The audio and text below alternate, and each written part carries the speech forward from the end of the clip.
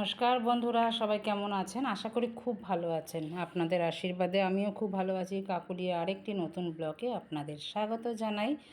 আজকে সকাল সকাল বাগানে আপনাদের নিয়ে যাব। আজকে বাগানে অনেক পালং শাক হয়েছে। আজকে পালং শাক তুলব। আর আজকে শনিবারও, তো আমাদের বাজারও আসবে আজকে। তো অনেক কাজ আছে বলে তাড়াতাড়ি আজকে উঠেছি। তো উঠে আগে সবার প্রথমে যেই কাজটা থাকে বাসন মাজা। পাক্কা গৃহিণীর বাসন না মাজলে পাক্কা গৃহিণী হওয়া যায় না। তো বাসনটাই আগে মেজে নিয়েছি, যেহেতু আমি পাক্কা গৃহিণী তার জন্যই। সবার আগে যেই কাজটা করলে অর্ধেক কাজ হয়ে যায়। এবার বাসন তো মাজা হয়ে গেছে, তারপরে বাসন মাজার পরে পালা আসে চা খাওয়ার। তো এবার চাটা খাবো, চাও বসিয়ে দিয়েছি। চা বসিয়ে দিয়ে আমার চা ফুটতে প্রায় 10 থেকে 15 মিনিট লাগে। তো চাটা এবার ফুটতে থাকুক, ততক্ষণে আমি বাগানে চলে এসেছি আপনাদেরও নিয়ে। আজকে বাগানটা প্রথমে পুরো ঘুরিয়ে দেখাই। এই ফুলটা এখন খুব ফুটছে, শীত চলে গেছে। তারপরে এই মসুর ডাল কালারের ফুলটা অ্যাকচুয়ালি শীতকালে ফোটে। তো শীতকালে আর এই ফুলটা দেখা পাওয়া যায়নি, এখন গরমকালে দেখা পাওয়া যাচ্ছে। অনেক অঝরে ফুল হচ্ছে, কিন্তু এখন দিনকাল পাল্টে গেছে, ফুলের ধরনও পাল্টে গেছে। এই দেখুন, পুরো বাগান পরিষ্কারও করে নিয়েছি এক ঝলকে। জল আজকে আর দিতে হবে না, পরশু দিনকে প্রচুর বৃষ্টি হয়েছে, কালকে রাত্রেবেলাও অনেক বৃষ্টি হয়েছে, তার জন্য আর জল দিলাম না গাছে। এবার শুধু চলুন পালং শাক তুলে নিই। এটা কী গাছ কেউ বলতে পারবেন? দেখি আমার কমেন্টে জানাবেন তো এটা কী গাছ। এবার কিন্তু গাছ অনেক হয়েছে। লাউ গাছ হয়েছে, কুমড়ো গাছ হয়েছে, পুঁই শাক হয়েছে, তারপর এটা হচ্ছে ঝিঙা গাছ। ঝিঙা, বরবটি, অনেক গাছ আমার কিন্তু এখন বাগানে পরিপূর্ণ হয়েছে। এবার শুধু ফল দেওয়ার অপেক্ষায় আছি আমি। চলুন এখন পালং শাক তুলে নিই। পালং শাক তো এখন আর সিজন না, তো তাও এবার 3বার হলো আমার পালং শাক। 3বার আমি দানা ফেলেছি, 3বারই উঠলো। একবার শীষ পালং হয়েছে, আর প্রথমেই একবার এরকম পালং শাক শুধু খেয়েছি। আজকেও সব তুলে নেব। এই পালং শাকের যে টবটা আছে, সেই টবের মধ্যে অনেক ডাঁটা গাছ হয়েছে। এখন তো গরম পড়েছে, ডাঁটা গাছটাই মানে ডাঁটা শাকটাই বেশি খাওয়া হবে, ডাঁটাই খাওয়া হবে। তার জন্য ডাঁটাগুলো যেন বড় হয়। পালং শাক এখন খুব একটা ভালো লাগবে না, শীত চলে গেছে। তার জন্য এই পালং শাকগুলো তুলে আজকে শাক করে নেব। আর ডাঁটা গাছগুলো বড় হবে, তার জন্য সব একসাথে গাছ থাকলে তো বড় হয় না, এই জন্যই আজকে তুলে নিয়েছি। চলুন একটা একটা করে তুলে নিই আর মাটিগুলো ঝেড়ে নিই।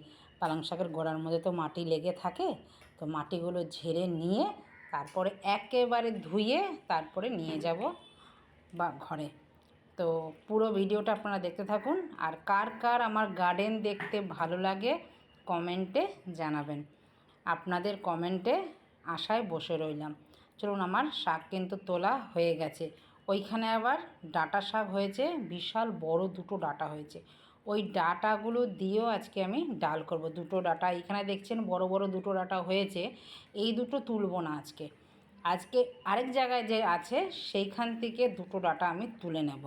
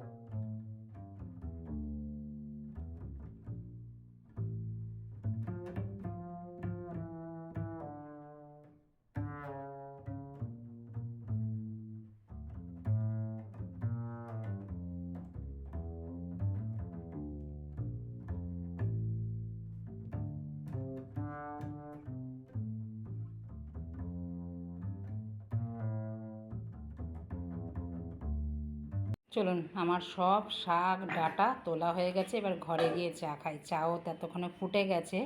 তো নিয়ে নিয়েছি 1 কাপ চা আর একটা মাফিন কেক। সেদিনকে যে বানিয়েছিলাম সেটাই, ওই একদিন বানিয়ে রেখে দিলে এটা 2-3 দিন অনায়াসে খাওয়া যায়।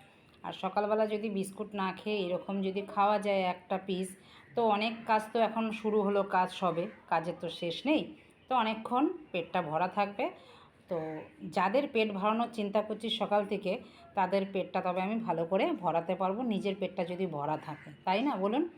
আপনারাও কিন্তু এইভাবে আগে নিজে খেয়ে তারপরে সারাদিন কাজ করতে থাকবেন আমার মতন, তবে আর ক্লান্ত বোধ হবে না।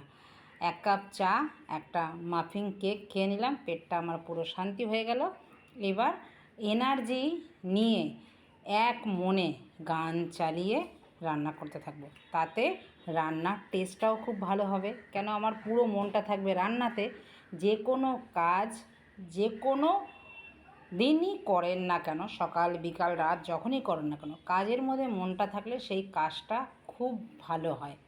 আমি তো এটাই জানি, আমার এটা ব্যক্তিগত মত। তো চলুন, চাটা খাওয়া হয়ে গেল, এবার রান্নায় যাই। এবার কাটাকাটির ব্যবস্থা। এখানে আমি ডাল বসিয়ে দিয়েছি, ভাত আমার হয়ে গেছে, বাসন গোছাবো, গুছিয়ে এগুলো সব আমি আমার ছাদ বাগান থেকেই একবার, এখানে কল আছে, এটা ধুয়ে নিয়ে চলে এসেছি। এবার এক একটা করে আমি কেটে নেব, কাটার পরে তারপরে রান্না করব যথারীতি। তো রান্নাটা আবার পরের দিন দেখবেন, একটা ভিডিও লেন্দি হয়ে যাবে। তো ভিডিওটা কেমন লাগলো, আমার গার্ডেন দেখতে কেমন লাগলো, যদি কোথাও ভালো লেগে থাকে লাইক কমেন্ট শেয়ার করে চ্যানেলটিকে সাবস্ক্রাইব করে পাশে থাকার অনুরোধ রইল। যারা ভিডিওটা ইউটিউবে দেখবেন তারা তো সাবস্ক্রাইব করবেন ইউটিউবে, আর যারা ফেসবুক থেকে দেখবেন তারা কিন্তু চ্যানেলটিকে, পেজটিকে ফলো করে রাখবেন। আমি যখন এইরকম সুন্দর সুন্দর ভিডিও আপলোড দেব সবার আগে আপনাদের নোটিফিকেশন পাওয়ার জন্য নোটিফিকেশান বেলটাও প্রেস করে রাখবেন। তো দেখা হচ্ছে আবার নতুন একটি ব্লগে নতুন কিছু নিয়ে।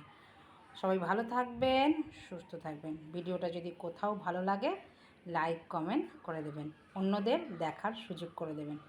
তো দেখা হচ্ছে পরবর্তী ব্লগে। নমস্কার, টাটা।